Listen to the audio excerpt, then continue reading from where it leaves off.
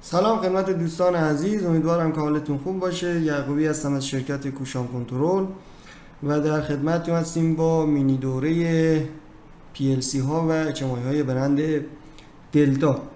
هدف از تهیه این مینی دوره این بود که دوستانی که هنوز وارد حوزه اتوماسیون صنعتی نشدن و میخوان نحوه برنامه‌نویسی PLC و HMI رو یاد بگیرن، این مسیر رو بهشون نشون بدیم تا زودتر بتونن تصمیم گیری خودشون رو انجام بدن. من سرفصل این مینی دوره رو به صورت خیلی مختصر و مفید توضیح بدم و در ادامه بریم خود PLC رو معرفی کنیم. ببینید، برای ورود به حوزه اتوماسیون صنعتی پیش نیاز اینه که ما ابتدا برق صنعتی رو مسلط باشیم تا بتونیم در ادامه یک سری از مفاهیم و نکاتی که در داخل برنامه باید رعایت کنیم و بهتر بدونیم. ببینید، اومدیم اینجا یک مدار پرکاربرد از برق صنعتی رو تشریح کردیم، مدار ستاره مثلث رو، و میخوایم در ادامه این مدار رو به صورت خیلی خاص و متفاوت داخل PLC برنامه‌اش رو بنویسیم. بعد خود PLC رو معرفی کردیم، نحوه سیمبندی ورودی خروجی هاشو اومدیم بررسی کردیم. بعد میریم وارد برنامه نرم افزار میشیم، برنامه رو مینویسیم، یک سری از نکات داخل برنامه هست که اونجا خدمتتون توضیح میدم. بعد برنامه رو میایم داخل HMI شبیه سازی میکنیم و طراحی رو انجام میدیم و در ادامه ارتباط شبکه بین PLC و HMI و خروجی نهایی رو داریم. خب من سریع میرم سراغ خود PLC و PLC رو معرفی میکنم.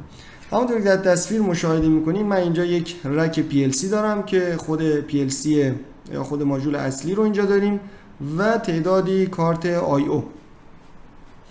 خب PLC که اینجا ما معرفی میکنیم از سری های DVP دلتا که به اصطلاح بهش میگیم سری اسلیم یا لاغر، که سری 14 SS2 یک سری اقتصادی و PLC خیلی ارزون قیمت ولی در این حال کاربردی و برای پروژه های متوسط به پایین و کوچیک حتی استفاده میشه.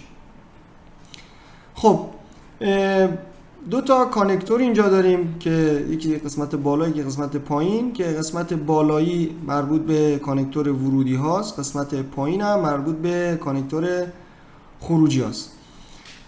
دو تا پورت داریم، یک مشکی و یک سبز در زیر PLC که مربوط به پورت های شبکه این PLC است که میتونیم با این پورت ها هم به PLC برنامه بدیم، هم برنامه رو از PLC بخونیم و هم بحث شبکه رو انجام بدیم. و قسمت بعدی هم قسمت تغذیه خود CPU. یه دونه سویچ مربوط به ران و استوب داریم و 3 تا LED هم اینجا داریم که بحث تغذیه، ران بودن و ارور است.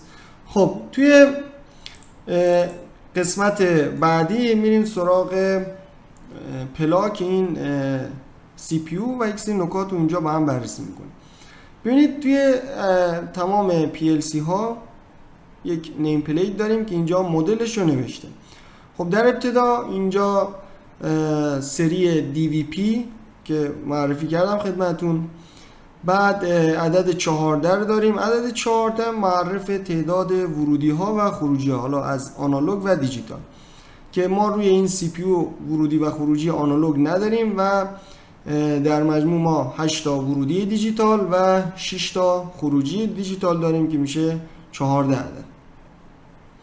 خب قسمت بعدی مربوط میشه به مدل CPU که سری SS2 و سری های دیگه هم داریم که در داخل نرم افزار این مدلاش اونجا بهتون نشون میدم که به چه صورت هستش، که با توجه به پروسه و پروژه‌ای که دارین این مدل ها متفاوته از نظر سرعت و تعداد ورودی خروجی ها و امکانات دیگه‌ای که داخل نرم افزار در اختیارمون قرار میده.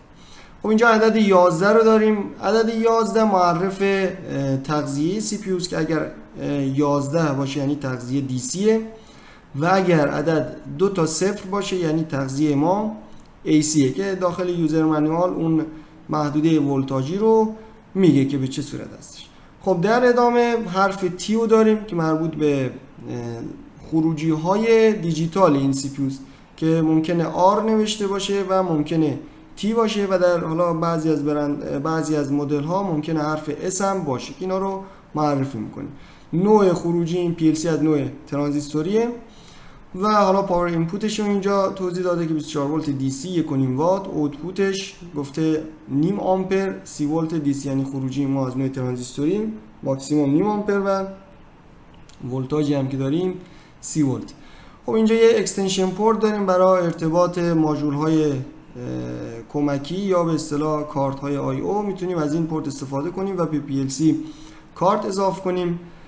این میشه از معرفی خیلی ساده و مفید از خود PLC. در ادامه میریم با هم نحوه سیمبندی ورودی ها و خروجی ها رو بررسی میکنیم.